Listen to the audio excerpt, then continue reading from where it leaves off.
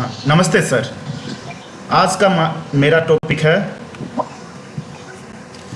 Seminar topic है a comparison study of performance physical and psychological variable of handball player of Amravati and Patna.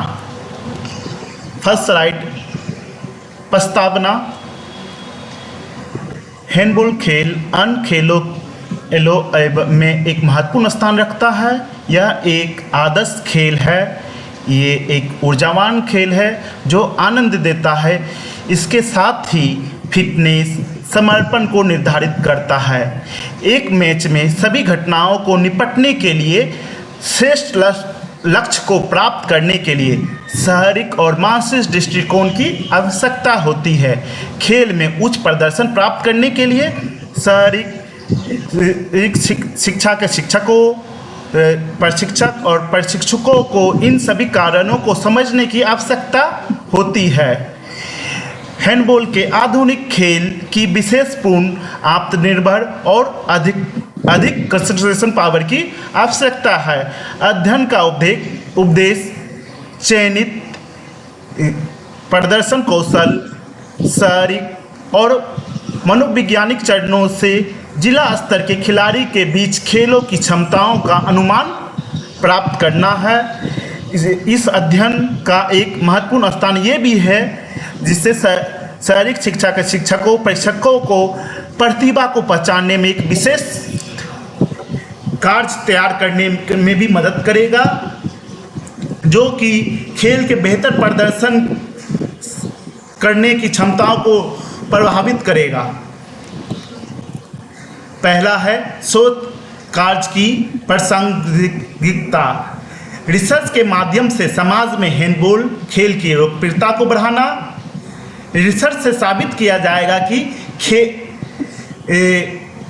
कि भविष्य में खेल प्रदर्शन में कुछ परिवर्तनशील होगा, विशेषकर निर्धारित माध्यम से। फिर नेक्स्ट है खेल परिणामों के रूप में खिलाड़ी और टीम की प्रदर्शन क्षमता को बढ़ाने में मदद मिलेगा। नेक्स्ट है अनुसंधान परिणामों के रूप में राष्ट्रीय अंतर्राष्ट्रीय स्तर पर प्रदर्शन को बढ़ाने में मदद मिलेगा। नेक्स्ट स्लाइड है हमारा सर स्टैटिस्टिक्स प्रॉब्लम है। इसमें क्या है, पहला पॉइंट मेरा, इस अध्ययन के परिणाम से शारीरिक शिक्षकों प्रशिक्षकों को परीक्षण तैयार करने में एक महत्वपूर्ण दिशा निर्देश प्रदान किया जाएगा। इस अध्ययन की खोज का उद्देश्य निगामी लक्ष्य को प्राप्त करने में काम आएगा। इस अध्ययन का निष्कर्षण आगे अध्ययन के लिए महत्वपूर्ण पृष्ठभूमि निभाएगा। जिस प्रकार हम कोई भी रिसर्च करते हैं तो क्या होता है, फ्यूचर में इससे क्या तैयार कर सकते हैं, ये होगा। फिर है नेक्स्ट है लक्ष्य को, इस अध्ययन से खिलाड़ी की प्रतियोगिता के समय अपने उच्च स्तर को प्रदर्शन करने में मदद मिलेगी। फिर नेक्स्ट है खिलाड़ी के उनके कौशल, शारीरिक और मनोवैज्ञानिक चरणों के स्तर को समझने में मदद मिलेगा। फिर नेक्स्ट स्लाइड, रिसर्च ऑब्जेक्टिव में हमारा है अमरावती और पटना डिस्ट्रिक्ट के हैंडबॉल खिलाड़ी के प्रदर्शन को स्तर को अध्ययन करना। फिर नेक्स्ट है फिर शारीरिक क्षमताओं का स्तर पर अध्ययन करना। फिर है खिलाड़ी के मनोवैज्ञानिक स्तर का अध्ययन करना। फिर है फोर्थ पॉइंट है पटना और अमरावती खिलाड़ियों के प्रदर्शन स्तर की तुलना करना। फिर है शारीरिक तुलना करना, खिलाड़ियों को मनोवैज्ञानिक तुलना करना। फिर है हमारे हैंडबॉल टीम की प्रदर्शन की तुलना करना। फिर भौतिक फिजिकली क्या अंतर है वो तुलना करना है। लास्ट में हमारे हैंडबॉल खिलाड़ी की मनोवैज्ञानिक स्तर की तुलना करना। नेक्स्ट स्लाइड है रिसर्च हाइपोथेसिस। पटना और अमरावती खिलाड़ी के बीच प्रदर्शन स्तर को औसत स्कोर के बीच एक महत्वपूर्ण अंतर। नेक्स्ट हाइपोथेसिस है पटना और अमरावती के खिलाड़ी के भौतिक स्तर स्केल के बीच महत्वपूर्ण अंतर। फिर थर्ड हाइपोथेसिस है पटना और अमरावती खिलाड़ी के मनोवैज्ञानिक स्तर के औसत स्कोर के बीच कई महत्वपूर्ण अंतर नहीं है। फिर चौथा है हाइपोथेसिस मेरा पटना और अमरावती खिलाड़ियों अमरावती के बीच हैंडबॉल टीम के प्रदर्शन के स्तर के औसत के बीच महत्वपूर्ण अंतर। पांचवा है पटना और अमरावती के बीच हैंडबॉल टीम के भौतिक स्तर के औसत स्कोर के बीच कोई अंतर नहीं है। लास्ट हमारा हाइपोथेसिस है पटना और अमरावती के बीच हैंडबॉल टीम के मनोवैज्ञानिक स्कोर को बीच एक महत्वपूर्ण अंतर है। नेक्स्ट स्लाइड हमारा आता है रिसर्च मेथोलॉजी।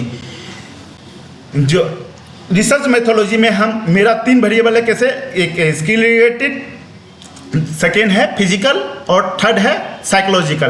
पहले हम बात करेंगे स्किल रिलेटेड वेरिएबल में। इसमें हम लिए हैं पासिंग, ड्रिबलिंग, शूटिंग और डिफेंसिंग।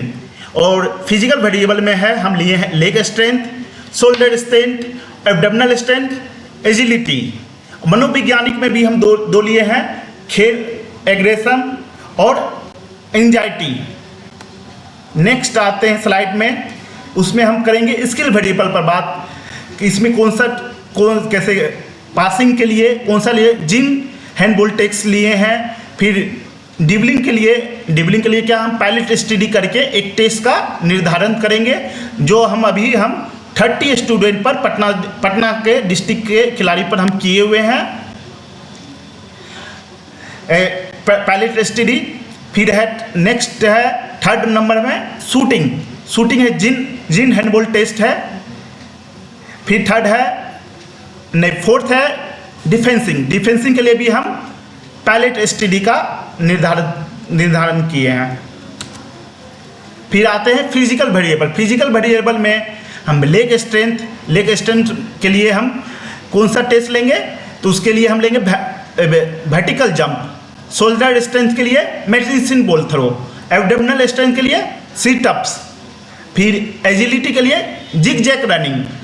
हम वर्टिकल जंप को सेंटीमीटर में मेजरमेंट करेंगे, मेडिसिन बॉल थ्रो को मीटर में करना है, सिटअप्स को 30 सेकेंड में कितना सिटअप्स मारा है उतना काउंट स्कोर करेंगे। जिगजैग मेरा है वो कितने मेजरमेंट करेंगे सेंटीमीटर में।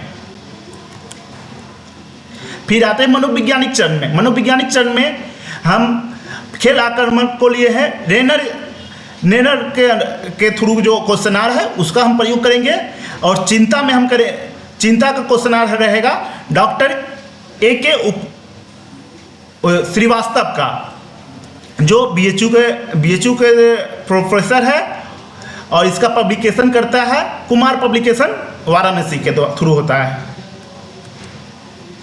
फिर लिमिटेशन है डाटा कलेक्शन के दौरान किसी विशेष प्रकार की तकनीक का प्रयोग नहीं करना, खिलाड़ी की सामाजिक और आर्थिक स्थिति पर विचार नहीं किया जाएगा, चयन विषय के आधार दिनचर्या को निरंतर नहीं रहेगा। कोई भी हम खिलाड़ी को चयन करते हैं उसका आहार और दिनचर्या पर नियंत्रण नहीं रहेगा, खिलाड़ी के पिछले परीक्षण और कोचिंग पुष्टि पर विचार नहीं किया जाएगा। डिलिमिटेशन में पटना और अमरावती के हैंडबॉल खिलाड़ियों में ये परीक्षण करना है। फिर है नेक्स्ट है अध्ययन पटना और अमरावती के 100 खिलाड़ी पर किया जाना है। और थर्ड है खिलाड़ी की आयु, वो रहेगा हमारा इंटर कॉलेज, जो आयु इंटर कॉलेज का है 19 से 25 वर्ष, जो हमें ये सजेशन दिया गया था प्रोग्रेस रिपोर्ट के भी टाइम कि इंटर कॉलेज के टाइम ये 19 से 25 एज रखिए आप। और फोर्थ है इसका डिलिमिटेशन में ओनली हम पुरुष खिलाड़ी पर ही अध्ययन करेंगे। नेक्स्ट स्लाइड है एनालिसिस के लिए हम टी टेस्ट का प्रयोग कर रहे हैं। फिर इसमें जो कितना भी हाइपोथेसिस है उसको हम टी टेस्ट पर वेरिएबल करेंगे, जो मान होगा उसे वैलिडेट करेंगे और उसमें सिग्निफिकेंस भी हर टेस्ट का अलग अलग है। किसी का 0.5 रख रहे हैं सर, किसी का डिफरेंस है। कैसे पायलट स्टडी का सर डिफरेंस है सर, एनालिसिस में है डेटा विश्लेषण की तुलना परिकल्पनाओं से की गई परिणाम निर्धारित से करेंगे। आमतौर पर टी वेरिएबल की गणना की जाना है, जो कि एक संख्यात्मक मान है। नमूने के आधार पर परीक्षण के परिणाम की संभावना निर्धारित करना है। शून्य परिकल्पना की ये निर्धारित किया गया है कि वो स्वीकार किया जाए। जो निगेटिव हमारा शून्य आएगा वो निगेटिव माना जाएगा या संभव वैध माना जाएगा, वो या स्केल के अनुसार गणना करेंगे। परिकल्पना टेस्टिंग के लिए महत्वपूर्ण मूल्यांकन की स्तर गणना की जाएगी। महत्व मान उस संभावना को एक संख्यात्मक स्तर पर जो शून्य होगा उसे अस्वीकार किया जाएगा। आमतौर पर टी टेस्ट मान और टी गणना की गई तुलना को एक दूसरे से की जाएगी, जो परिणाम निर्धारित के अंतिम चरण के दौरान होगा। Thank you sir. सर कोई क्वेश्चन?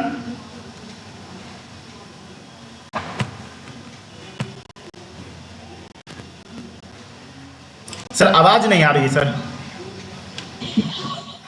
तो आपने क्यों चुना? आपने पटना, प्रॉपर पटना के, बिहार के सर?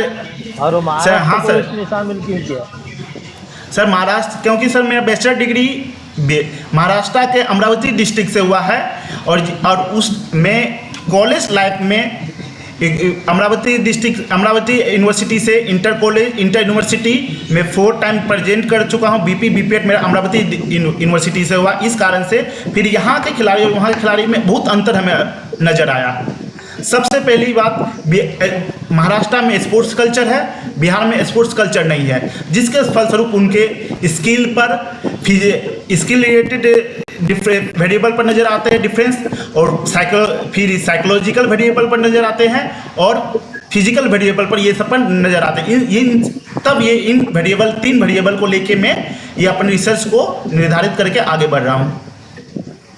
सैंपल कितना है sir? Sample 100 Patna district, 100 Amravati district, 100 Maharashtra और 100 Patna.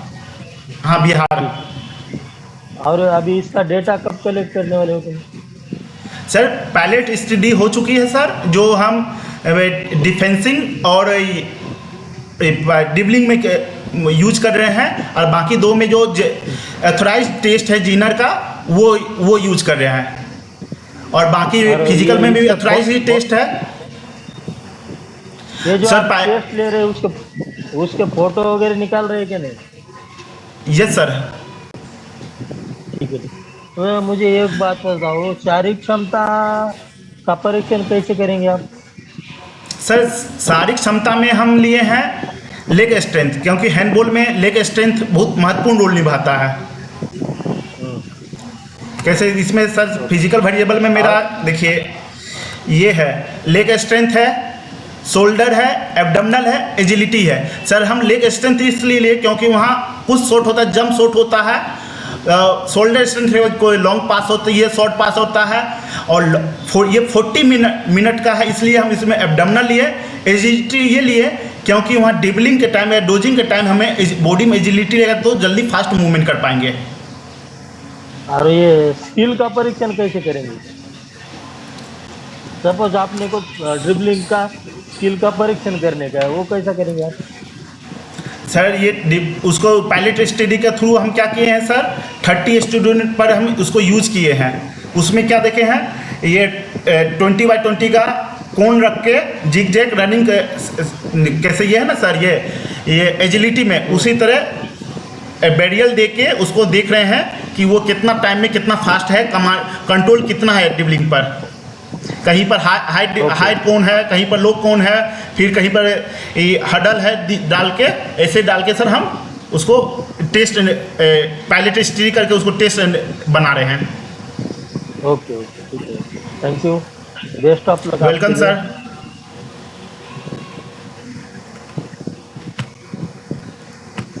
Thank you. Thank you sir, welcome sir. ठीक है सर, रखते हैं सर।